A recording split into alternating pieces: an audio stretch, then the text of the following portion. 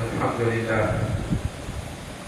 الحمد لله الغني الكريم الوهاب الرحيم نحمده ونستغفره ونستهديه ونعوذ بالله من شرور انفسنا وسيئات اعمالنا من يهده الله فلا مضل له ومن يضلل فلن تجد له وليا مرشدا واشهد ان لا اله الا الله وحده لا شريك له واشهد ان محمدا عبده ورسوله اللهم صل وسلم وبارك على هذا النبي الكريم وعلى اله واصحابه وسلم تسليما اما بعد عباد الله اوصيكم ونفسي بتقوى الله عز وجل يقول سبحانه وتعالى في محكم تنزيله يا ايها الذين امنوا كتب عليكم الصيام كما كتب على الذين من قبلكم لعلكم تتقون.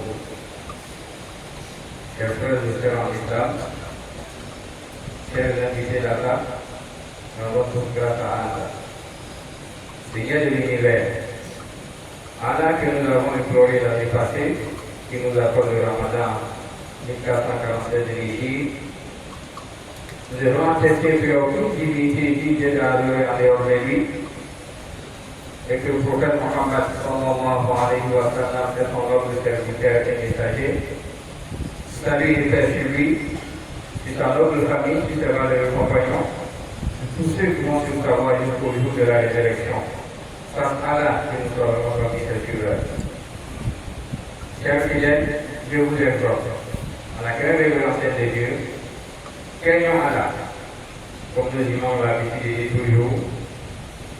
Quand on veut adorer Allah, il y a plusieurs manières d'adorer Allah.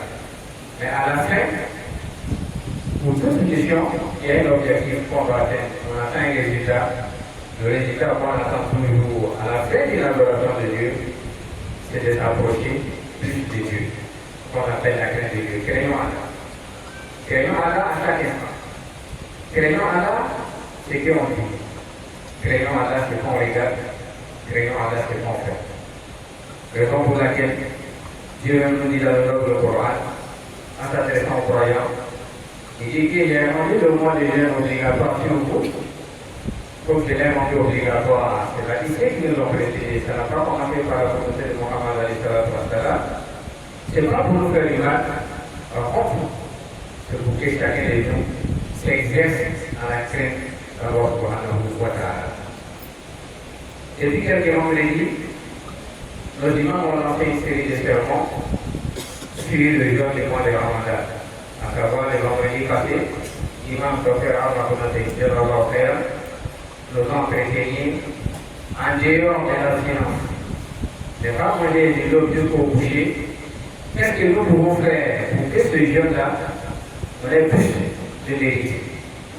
Vous voyez dans les devoirs, si vous êtes noté sur 20, si vous avez les 12 11, on va dire que ça a marché.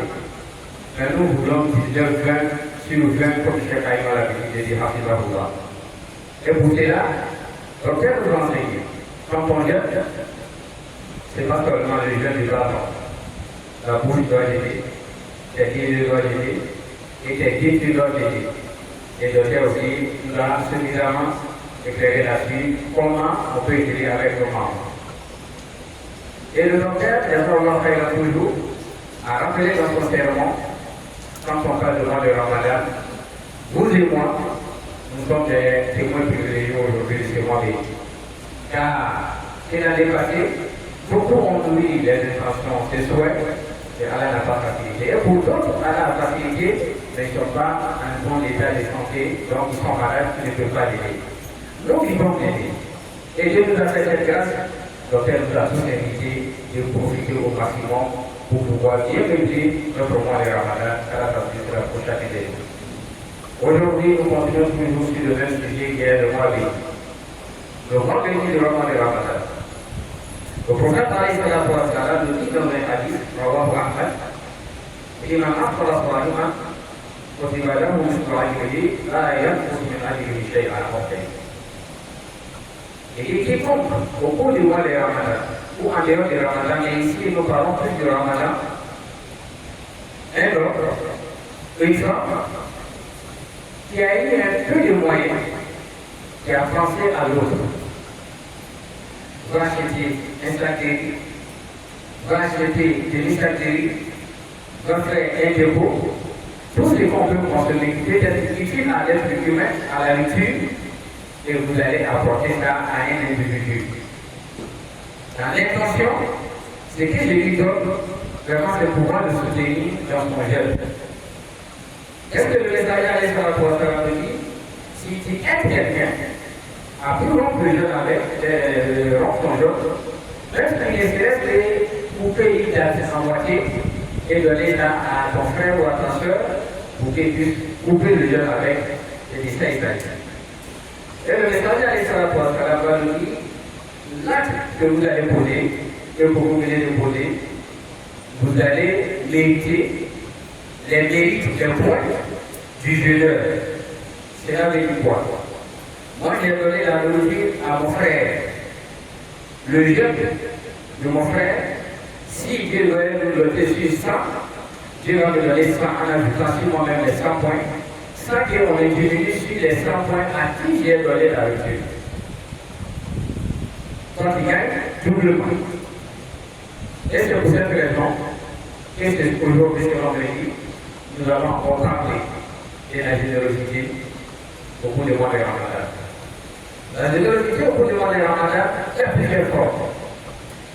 Venez avec moi dans un hadith, Rawahu Tabarani, où le prophète Mohammed a été interrogé, demandé, avec préoccupation. Au messager de Dieu, par exemple, nous sommes dans le mois de Ramadan, nous participons à les prières de 10 rakats, c'est-à-dire après Isha, du jeûne. Mais est-ce qu'il y a-t-il encore autre moyen, action, que moi je peux faire et Allah est plus? Le prophète alayhi salatu wa salam va répondre en disant ceci, je cite, Ahabbu a'mali ila Allah azza wa jalla, sururun tudkhiluhu ala nafsihi. Il dit parmi les actions que Allah est plus, toutes les bonnes actions sont appréciées auprès d'Allah subhanahu wa ta'ala. Mais il y a des décrets, il y a des nouveautés que Allah est plus.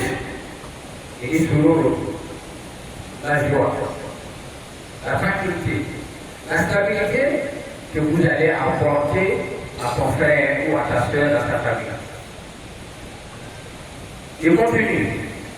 Alors, quand je parle au corps là, où il a des difficultés, il est malade, il doit se soigner. Toi, tu prends ça en charge. Ou, quand le diable vous dit là, il est enquêté, tu t'engages 100 000 francs. Je suis ton compte crédit. Tout à l'heure, j'entendais la dame en train d'écrire sur ta compte qui n'a pas encore payé ton loyer. Au cours du mois de Ramadan, moi je m'engage à payer ton loyer sur 4 mois, bien sur 3 mois. Mais il termine, il va nous dire, à autant pour toi, nous jouons. Ou soit, tu vas apporter de la nourriture. Quand on apporte de la nourriture, on va chasser automatiquement la fête de cette femme. Donc ici, il y a 4 actions que le prophète a laissées devant tout le monde. Nous sommes dans le mois de Ramadan, nous jeûnons. Nous faisons la lecture de le Coran. Nous faisons des zikrs. Mais voici d'autres chants où le musulman ou la musulmane doit servir pour mieux s'approcher davantage à Allah subhanahu wa ta'ala. Laissez-nous ce que vous faites. La première recommandation du prophète alayhi salatu wa salam, beaucoup de ce mois béni, ça sera toujours d'aider quelqu'un à rompre le jeûne ou à mieux passer le mois de Ramadan.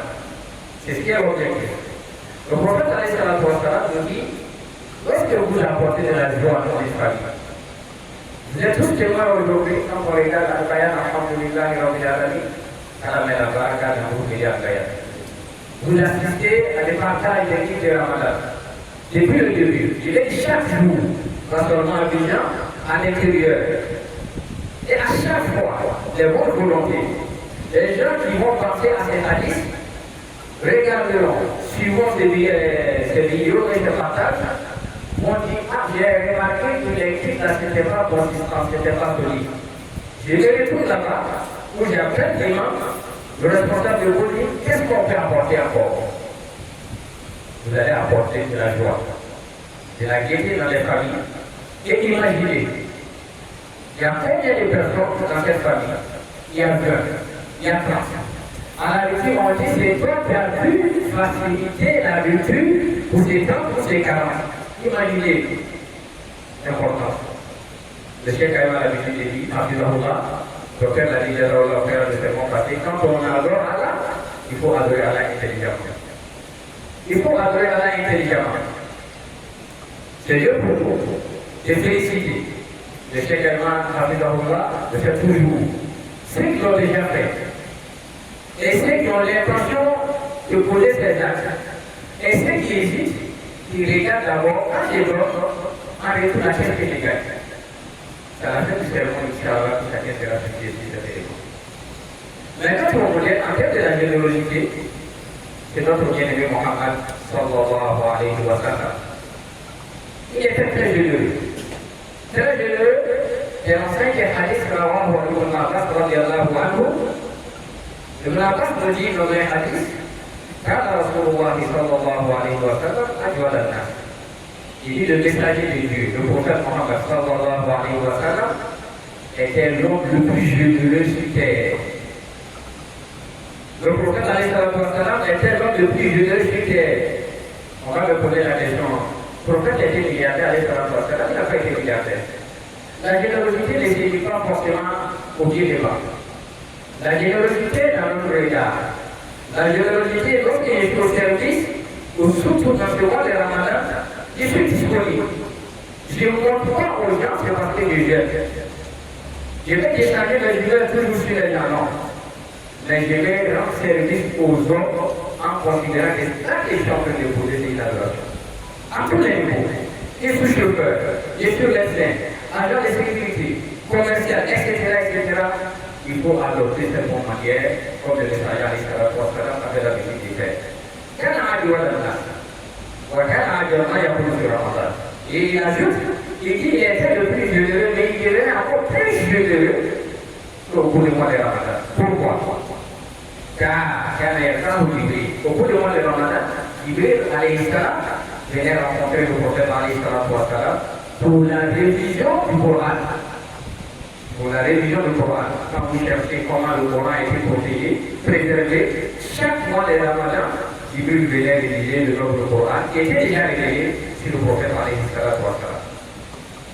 Et à chaque fois, il venait réviser, mais il ne va pas nous dire toujours dans le même hadith que la générosité du prophète alayhi salam dépassait des fois la limite, me fait comprendre qu'un adjoint de Koussaï est un vrai responsable. Il était le plus généreux que le soin, il passe pas. Personne ne voit le vent. Mais quand il sort dehors, il dit ah, il était sur la sortie. Le vent qui t'a soufflé, et qui a frappé les gars qui la vie, il dit c'est vraiment le prophète alayhi salam qui était plus généreux que ce vent. Il est notre modèle. Notre modèle, lorsqu'il s'agit d'être généreux dans le mois de Ramadan. C'est pourquoi il faut qu'il y ait un de nos grands savants qui dit la générosité du prophète alayhi salam s'est manifestée, s'est traduisée. Il pratiquait ça en plusieurs façons, à savoir. Il dit le prophète alayhi salam, il était généreux lorsqu'il s'agit de donner sacrifice, sadaqa. C'est le mois de Ramadan. Et le messager alayhi salam dit afdal sadaqa, sadaqa du Ramadan. Il meilleur des sacrifices, le meilleur des sacrifices, c'est le sacrifice qui est donné, le monde qui est donné, le bien qu'on a offert au cours du mois de Ramadan. C'est là que je ne veux pas dire que nous pas fait du bien en dehors du mois de Ramadan, pas du tout. Parce qu'il me semble que beaucoup ont compris cela, c'est le mois de Ramadan, lui il est généreux et en dehors du mois de Ramadan, il ferme la porte de la générosité, ou soit il ferme la porte de sa gentillesse. Pas du tout. La gentillesse du prophète alayhi salam, c'était avant le mois de Ramadan, pendant le mois de Ramadan, il faisait plus, et après le mois de Ramadan, il profitait plus.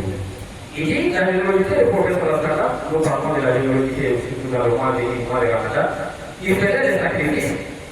Des fois, il faisait comme cadeau. Il donnait cadeau. Et encore, le prophète alayhi salam, il pouvait acheter un objet, une marchandise avec un commerçant. Quand on achète, il lui donne ton argent.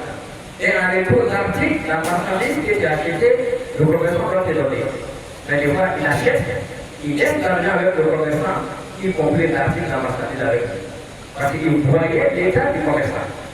Vous sortez un jour, vous voyez quoi, vous voyez un quoi, il va étaler les marchandises, donc il sait que celle-là ou celui-là, c'est des difficultés, il n'y a pas de place. Et le fait que vous avez été au cours du mois de Ramadan, il va décider, il va faire le marché pour madame. Le prophète faisait le marché aussi pour nos mamans. Moi, j'ai décidé d'aller faire le marché pour madame. Et en faisant le marché, j'ai posé des très de générosité. J'achète, je n'ai pas besoin de cette quantité, je donne l'argent à la pauvre et je prends une partie, surtout au cours du mois de Ramadan. Quand on parle de l'islam, oui, ça peut être pour tout des repas. Ça peut être pour tout des repas. Mais ce que vous allez apporter comme l'argent à cette dernière, vraiment, c'est encore plus long auprès d'Allah subhanahu wa ta'ala. Qu'est-ce que je fais dans l'islam? Si tel est le cas de la générosité du prophète alayhi salatu wa salam, nous autres, nous devons faire de nos yeux. Si on ne peut pas atteindre la générosité du prophète alayhi salatu wa salam, nous devons l'imiter. Il n'était pas difficile.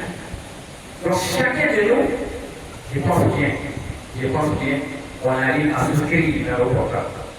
On arrive à acheter les choses. J'ai décidé 5 000 francs, ces samedis-là, je vais apporter ça à une nécessité. Si je ne connais pas une nécessité, je m'approche à une mosquée, à qui je fais confiance, montre-moi quelqu'un qui mérite ces 5 000 francs. Si 10 personnes vont apporter 5 000 francs, ça fait 50 000. Si vous apportez ça à quelqu'un qui est au fond, à l'intérieur, comme au nord, à l'est, à l'ouest, je vous assure, vous allez faire quelque chose. Ne regardez pas les 5 000 francs que vous allez apporter, regardez plutôt les grâces et les avantages des 5 000 francs, surtout dans le mois béni. Car la partie c'est la bouche chacun de nous. Chers frères et sœurs en Islam, Dieu, Allah subhanahu wa ta'ala,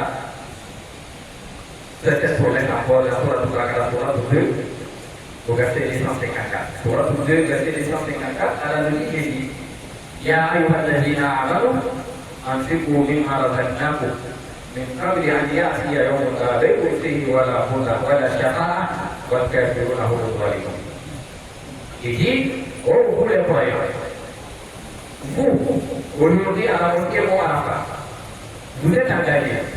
C'est la foi qui vous accompagne jusqu'à la mosquée. C'est la foi qui vous donne la patience de bien écouter l'imam quand même il fait chaud. C'est la foi qui vous accompagne toujours de pouvoir vous atteindre du nom jusqu'au coucher. C'est à vous que le verset s'adresse, c'est à vous que le verset s'adresse. Il dit ceci, en ce vous, il dit dépenser, donner. Quand il dit donner, ce n'est pas donner la pauvreté à la famille, pas du tout. Il donne avec la modération. Il dit donner. Donner, c'est que moi, Allah, je vous ai confié. C'est là, Allah nous interpelle.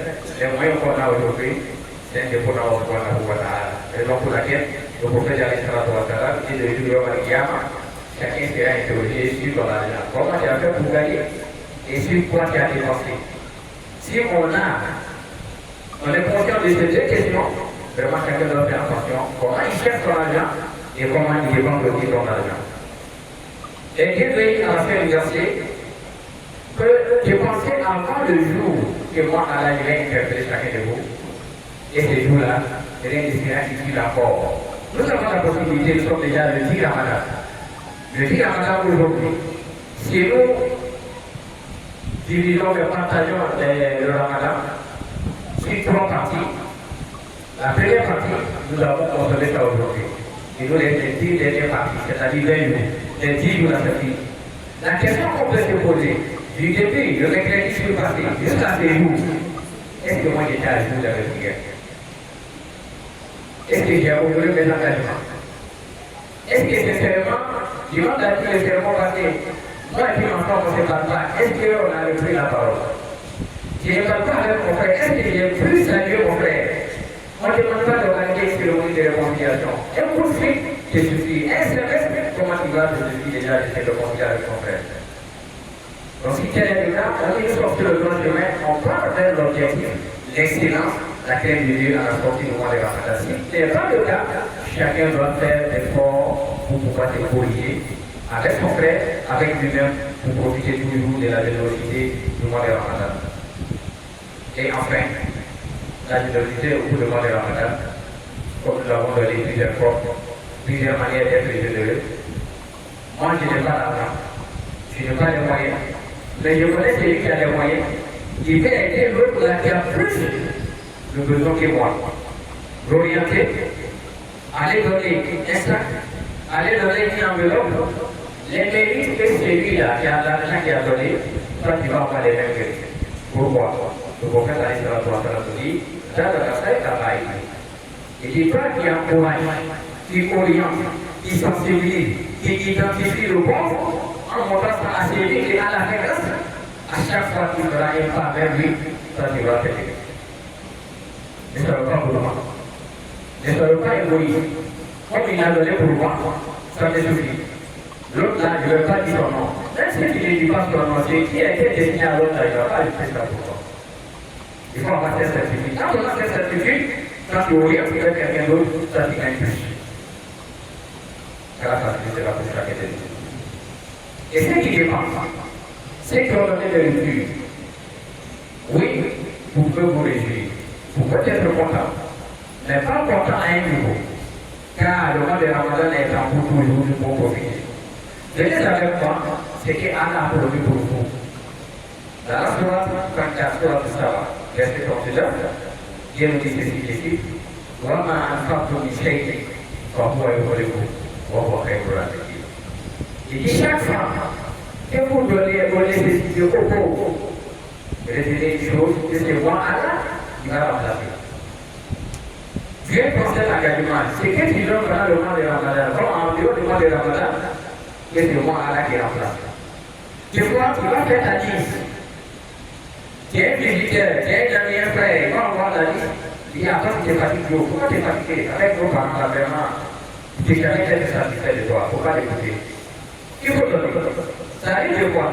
Tu l'as invité à la lecture, il va te déployer ce que tu es en train de faire. Si ça va, quand nous avons l'initiative, il faut poser des actions. Ne regrette jamais le bien fait. Si tu regrettes, c'est qu'Allah a posé, il n'a pas de valeur. Il est le meilleur. C'est lui qui donne. Il n'y a pas fait des livres dans laquelle il n'y a pas d'argent de Dieu. Ça aide à avoir au Dieu. Donc, chers frères et sœurs, en vous encourageant, de soutenir les plus faibles, de soutenir ceux qui n'ont pas les moyens, les malades, les démunis, vous devez tout approcher davantage à Allah et vous allez gagner la promesse de Dieu et Dieu va remplacer ce que vous gagnez. Et le prophète a dit par rapport à la vie de ses hadiths. Et dit effectivement pour moi, je vais enlever. Pour moi, il a dit, Wajari, pour kafir al-salat, wa-sadaka, wal-ma'abud. Il dit, vous voyez, beaucoup sont éprouvés par les enfants. L'enfant n'écoute pas. L'enfant n'est pas sur le droit chemin. C'est fait du ton Dieu. Mais tu n'arrives pas à comprendre qu'est-ce qu'il est là-bas.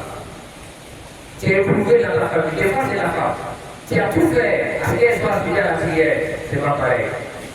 Et le prophète alayhi nous dit ceci, il dit, ces gens de péché, et rien ne peut les effacer. Rien ne peut reposer ce péché. Il dit, sauf, c'est la prière. Et il a ajouté, wa sadaka, il dit le sacrifice. Si tu veux que ton enfant retourne le chemin, il dit qu'il faut demeurer toujours dans les sacrifices. Si tu veux que ta femme est toujours à la mosquée, il dit demeure toujours dans les sacrifices. Le meilleur sacrifice, dans le sadaka, monsieur Ramadan. Et le prophète est le meilleur des sacrifices, c'est le sacrifice qui est donné au cours du mois de Ramadan. Ici à la mosquée, nous avons 140 familles à soutenir. 140 familles à soutenir. Le comité est parti dans le grand là-dessus. Toujours sur l'orientation du Cheikh Alaï Mahafidahullah. Soutenez, vous gagnez l'agrément de Dieu. Soutenez, vous allez gagner la longévité. Soutenez, vous allez avoir la santé. Et soutenez, vous allez avoir la prospérité dans votre famille comme dans votre entreprise. Donc, au fait de gestion est là. Si ça est là, vous pouvez soutenir ces 140 familles et pour avoir besoin de vous car la remplace chaque franc que vous mettez pour profit des pauvres, qu'elle remplace en milliard. qu'elle remplace en santé, qu'elle remplace en prospérité, en pour les corps, les halles, la croissance de la vie, voilà, pour les amis, la santé, la